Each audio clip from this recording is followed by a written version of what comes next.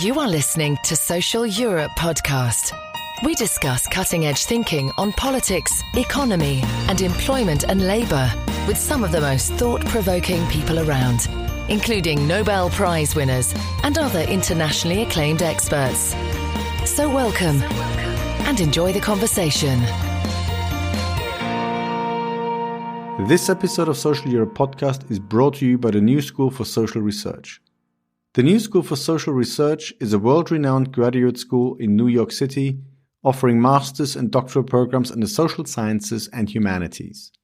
New School students and faculty work to understand social problems through progressive interdisciplinary scholarship and create new ideas in the world. To learn more about the New School for Social Research, visit newschool.edu/nssr. Hello everybody and welcome to episode 53 of Social Europe podcast.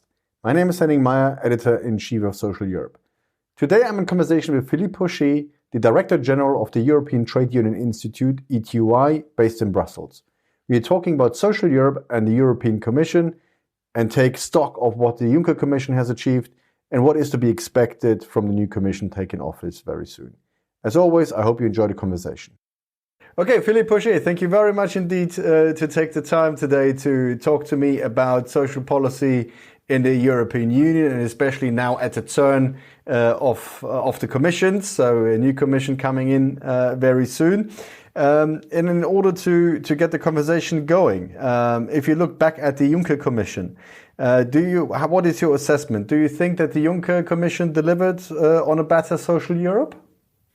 I think for the Juncker Commission, what is the difficulty is what is the benchmark?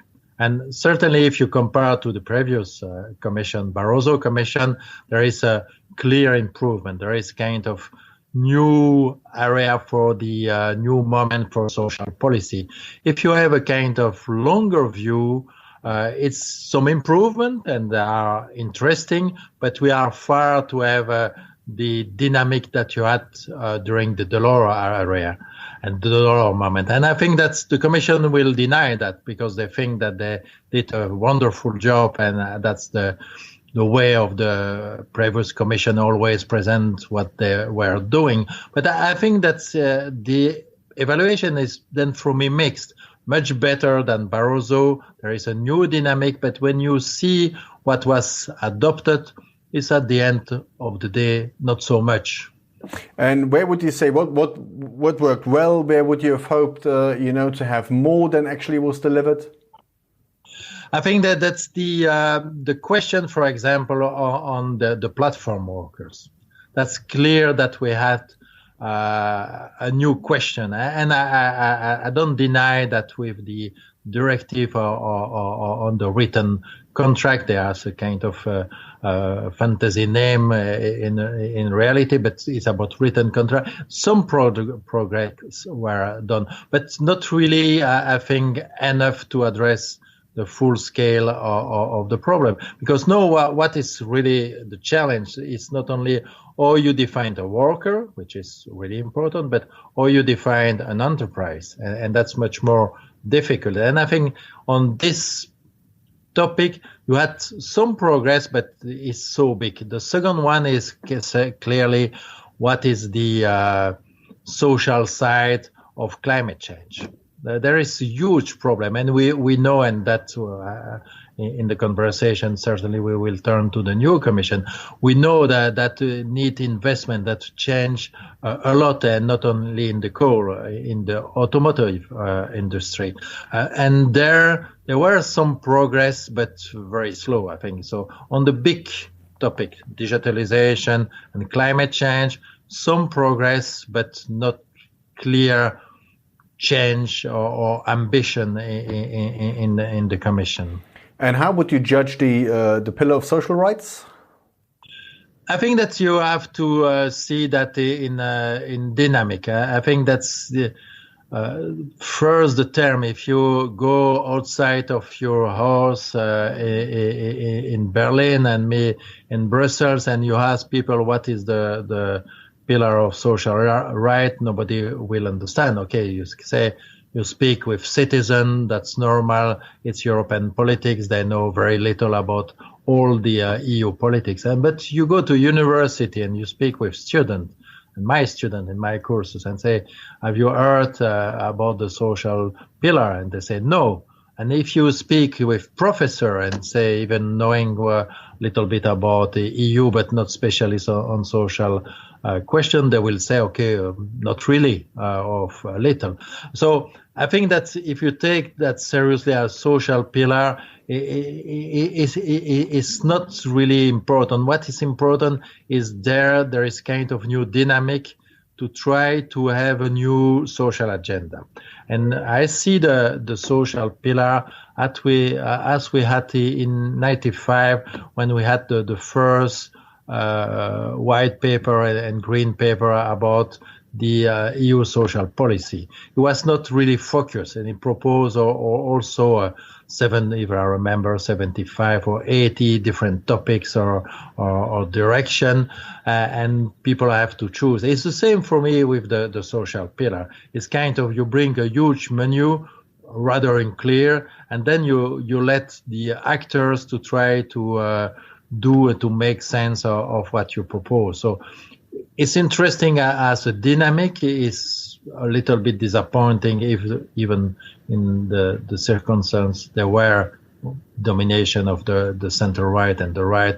There is some achievement, but still not very clear message and direction with the social pillar. And given that you mentioned that most people don't know what the social pillar actually is, could you maybe explain to the people who are watching or listening what are the key elements of the social pillar? I think that the social pillar is a kind of mix of having the idea to reinforce the legal perspective. So there is part to have kind of basic right or to improve the existing right at EU level, and process to discuss about what are the key challenge for housing, for example, when the competence are very very feeble, very weak at European level.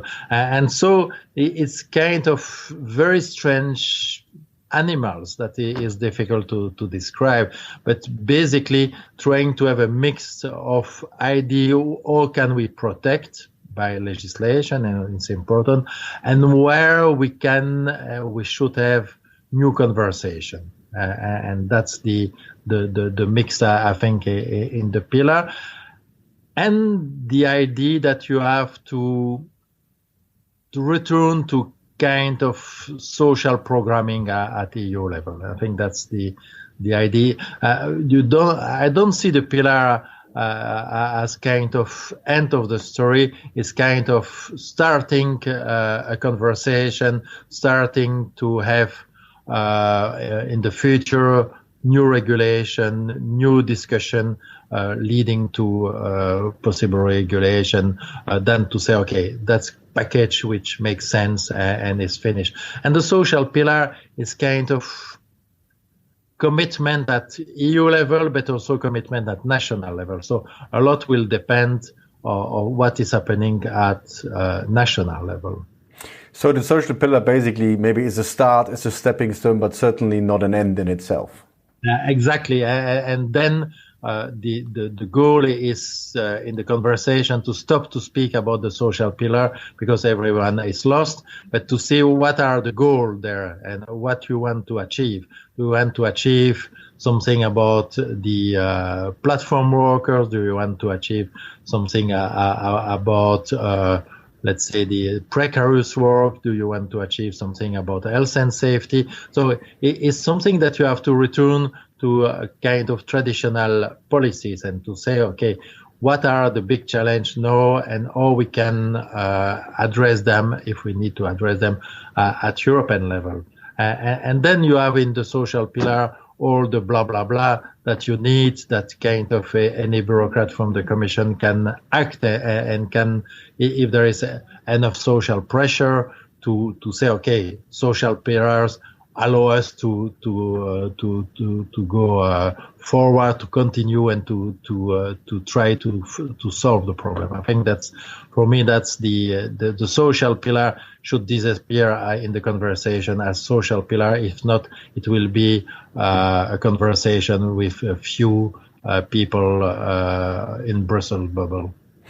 Okay, and you mentioned that, if it's meant to be a beginning rather than an end, we're obviously looking forward now to a new commission that is set to take office very soon. And if you look at the leadership of Ursula von der Leyen and what she's presented so far as her priorities, do you have hopes that this commission will be a bit more ambitious than maybe the last one was?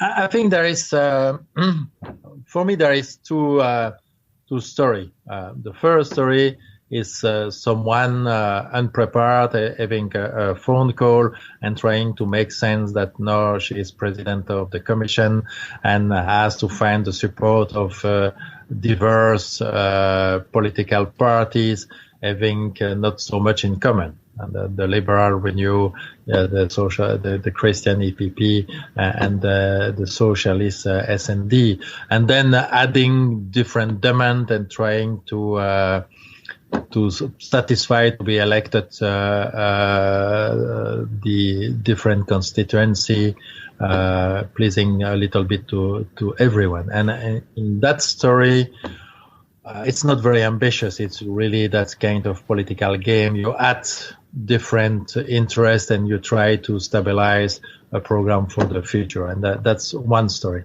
The other story is, there is the same at the beginning, someone unexperienced at European level arriving and trying to push generally to kind of new challenge and trying to create in the Commission kind of new structure, giving clearly that the two main challenges for the future are climate change and digitalization.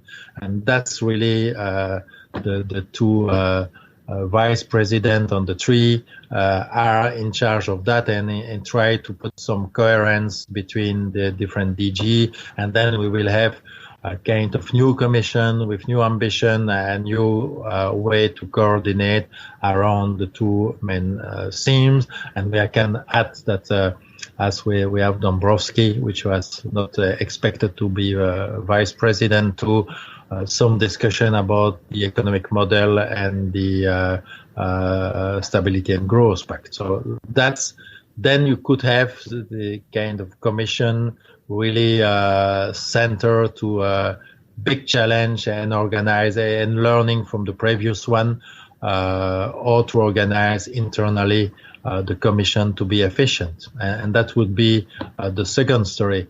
In between, we have the audition of the new commissioner, which is a little bit bumpy and complex, but that will be, I think, for in the future for all the commission, the way of working. So that's for the commission and the leadership.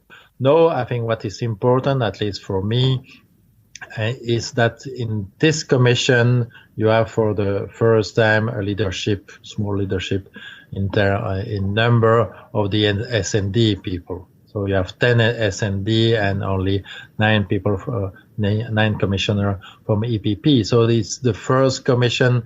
If you remember, the previous one had 8 and the Barroso one only 6. So socialists are now have the number. The question is, do they coordinate? And from the rumors from Brussels, there is kind of new coordination that Timmermans is taking the lead. And for example, in the first meeting, preparatory meeting of van der Leyen in Genval, all the socialists came together having a pre-meeting. So it's not even, that's anecdotal about coming together.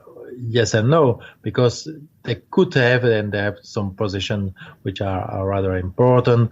They could try to coordinate it to have a kind of more left message that desperately was not there in the previous commission.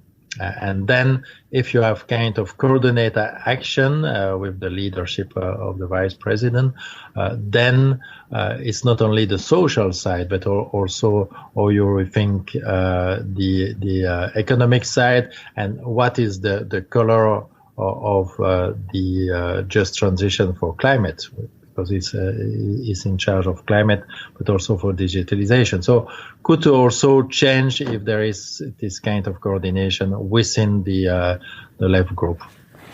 Okay, and we've heard a lot of criticism, about the portfolios, and especially how they were labeled to a large extent as well. I mean, what is your view on a commission in charge of protection of the European way of life? I mean, from my point of view, there is an implicit accusation that there is something under attack.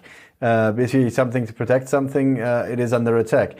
And also, I mean, the political dynamics, I think quite interestingly what you referred to. I wrote in my Europe column for the Hans Böckler Stiftung that it can go either two ways. Either von der Leyen becomes politically successful and manages to build a broad consensus, because she needs that consensus in the European Parliament, and then brings everybody forward. That's the positive scenario. Or the negative scenario, obviously, is she's trying to give everybody a little bit, and it doesn't add up to anything really coherent. We'll have a very difficult situation where very little progress is made. So there's very little in between, I think. So how do you see the situation? I think that's I fully agree with the two scenarios. It was more or less what I presented before in my own term. I think the question of European way of life, you can see that in the two scenarios you present, or what I was saying before, or is kind of a way to please the right or the extreme right, to have the support. It's kind of you balance, and then you put the wrong title, and you just see what is the kind of political advantage that you could have. That's one scenario. The other one is okay, you try something new, you are a kind of novice, you don't know really the rule, you don't have so far the right advisor, and you are doing a mistake, and you can correct the mistake. So we will see also if the name will change, no or not. But that's something different. If you do a mistake, and we can expect that someone having no experience entering in Brussels, having so much to learn, will do the mistake, a leadership mistake at the beginning, and you learn for that to giving a right direction. Is very different if you are in full knowledge of the problem. You are just trying to please part of the support you have. So I think that's what we don't know. What I think that's for me is a little bit strange is that if you look to the result of the election, that's so clear that climate change was a topic which was so important in most of the member states, except perhaps Central and Eastern Europe. And there is no discussion with the green. Where are the green in the picture? And I think that's a little bit strange to have this kind of alliance saying that they will do a lot, kind of new Green Deal, which is important, but the Green are not at all integrate or associated in that reflection. And if we come to something that you've published most recently, so you've just released a new book in French that is called À la recherche de l'Europe sociale. Yeah, if you can show it, that's the fantastic book published just the 1st of May.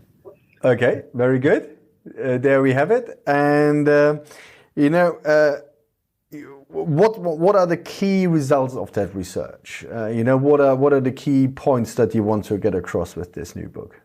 I think that's the starting point is basically that we know there is an imbalance at European level between the economic side and the social side. We have plenty of books about that, Streeck, Sharp, and others.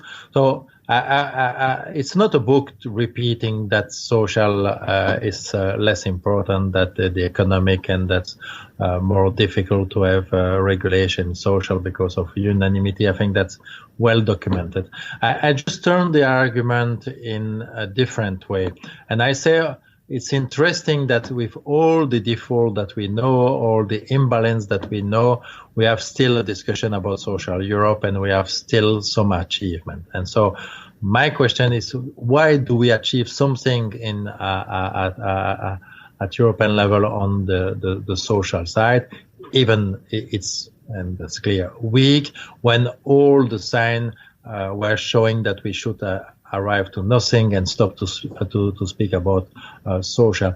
And my point is that the actors are important, and there is strategy of actors, and you have different strategy during the different steps of the social Europe, and that's important to understand. The actors cannot overcome the structure. There is still structural impediment, but they can play within the structure, and they can learn. And also what I'm trying to show in the book is that you have different periods, and from each period actors have learned and tried something different, and that's the dynamic per se. I think it's interesting, and that's the first thing that you have in the book. The second one is that I don't have preconception what should be a social Europe. It's not that I know the welfare state and I try to see if there is the same items at European level. I try to analyze what is happening and say, okay, that social Europe is what is happening at EU level, and try to make sense. And for example, I have a chapter on health and safety. And when you speak about social Europe, generally in the book you have a few lines about health and safety, is boring, complex, etc. But it is 40% of the directive, 40% of the legislation. Just try to understand why it was on the agenda, what were the different periods, etc. I think give a different flavor. And for example, in health and safety, it's rather interesting that most of the directives were adopted in 6 years, 89 to 95, and then explain why. That's and the chapter, for example, compare the equality between men and women and health and safety, because there were the two main policy in the 70s, and they continue until now. So what is the dynamic when we compare two policy that EU has a lot to do at a huge impact at national level? What were the strategy of the actor, what the achievement, etc. And finally, I think the third point for the book is that return to the basic, I would say. Okay, that's I'm a political scientist, you too. I think what do we learn at school is there is difference between right and left, and we know that it's less known than before, but still to understand the outcome of a policy, just to see the political balance is important, and apply that a little bit more seriously than in previous publication. And then you have during the big recession, 2010, for example, 2012, you had 6 commissioners on the left, on 27 at that time, at EU level, but you had 23 and then 21 government on the left, on the right side. So if you have all the government on the right side, you have a parliament on the right side, and you have 6 commissioners being nominally on the left in the commission, do you expect progressive policies? No.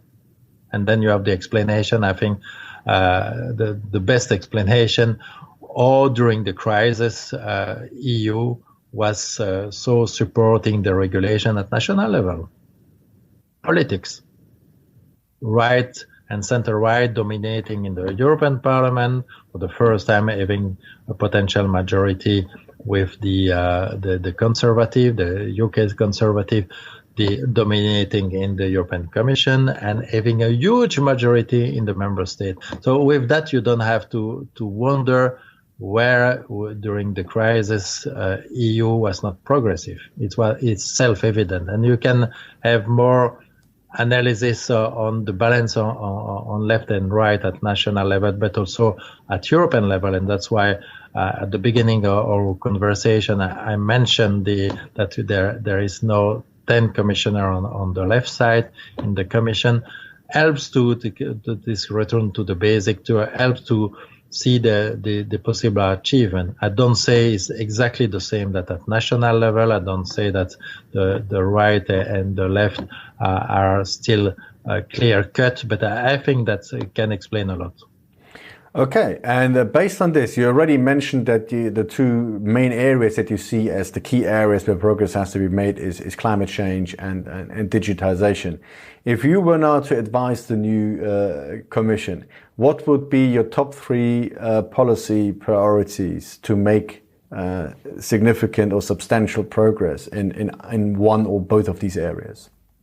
I think that's there is three, I think, key elements for climate change and digitalization. First, I don't think that is at the same level. It's two big challenge, but on the two big challenge, climate change is the most important, because it will last for not decades, and after we will have different industrial revolution in the future, but it will last for centuries or millennium. So the change is not a change that you can, if we stop now, the consequences will last for centuries. So that's a kind of radical change that we have to take into account, and we don't know how to tackle something that we don't need to have a majority. We need to have a consensus about changing, I think, at the end of the day, the way we are producing and the way we are consuming. So, and the way we are eating, traveling, etc. So there will be a kind of big societal change.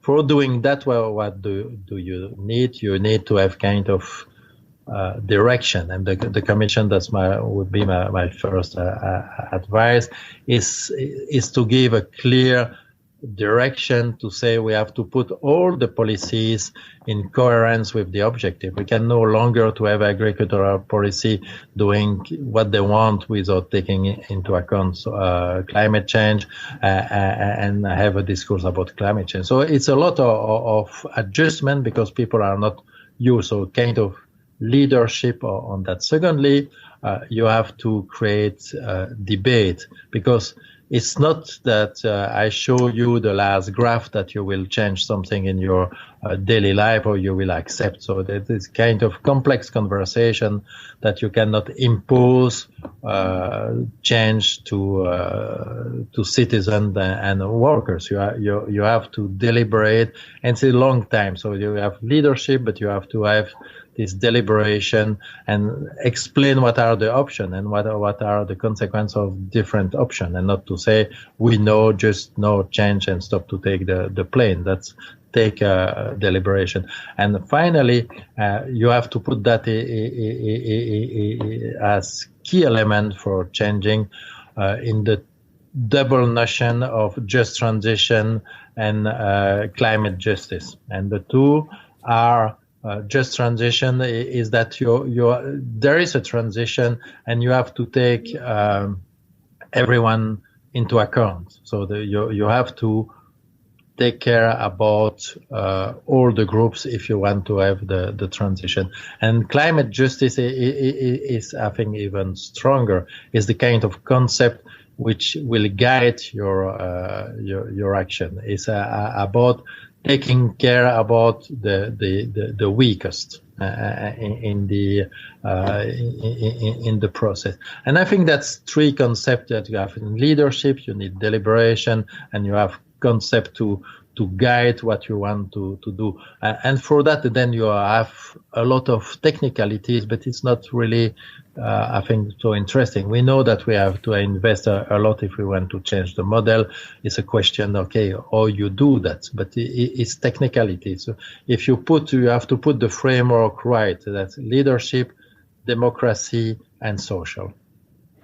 Philippe Pochet, thank you very much indeed. That's all I think we have time for today. But with these recommendations, if the European Commission, the new one, actually takes you up on these proposals, I think we can make some progress in the right direction.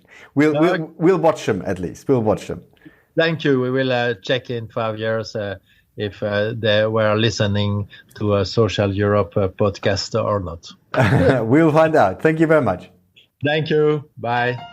Thank you very much for listening. We hope you enjoyed it. Make sure you don't miss future episodes by subscribing to Social Europe Podcast.